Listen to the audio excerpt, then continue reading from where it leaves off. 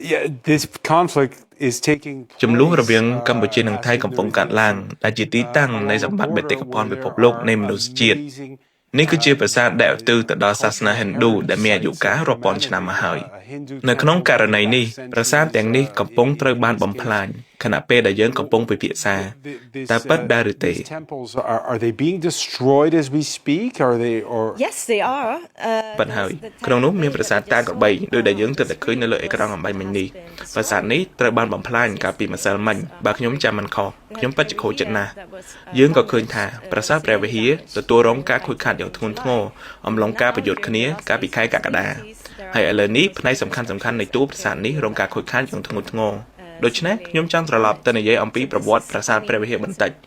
ប្រាសាទនេះទទួលបានសេចក្តីសម្រេចរបស់តុលាការយុត្តិធម៌អន្តរជាតិ ICJ ថាជារបស់កម្ពុជាវាគឺជាសេចក្តីសម្រេចតាំងពីឆ្នាំ1962ហើយត្រូវបានអះអាងម្ដងទៀតនៅក្នុងឆ្នាំ2013 13. yeah, even ទោះបីជាប្រាសាទទាំងនេះស្ថិតនៅព្រំដែនយើងឃើញនៅលើផែនទីថាប្រាសាទទាំងនេះស្ថិតនៅក្នុងទឹកដីនៃប្រទេសកម្ពុជា Yeah, it has been ruled as to be a Cambodian temple. ប្រាសាទនេះត្រូវបានកាត់សេចក្តីថាជាប្រាសាទរបស់កម្ពុជាវាជារឿងមិនអាចទទួលយកបាននោះទេដែលអំពើឈ្លានពាននេះបានបង្កផលប៉ះពាល់ដល់ប្រាសាទទាំងនេះ And these temples ហើយប្រាសាទទាំងនេះត្រូវបានសាងសង់នៅអំឡុងចក្រភពអង្គរដែលជាសម័យរុងរឿងនៃប្រវត្តិសាស្ត្រកម្ពុជាដែលសៀមនៅពេលនោះត្រូវបានចាត់ទុកថាជានគរតូចតាចនៅក្បែរខាងនៅឡើយ of, second-rate Hicks living next door.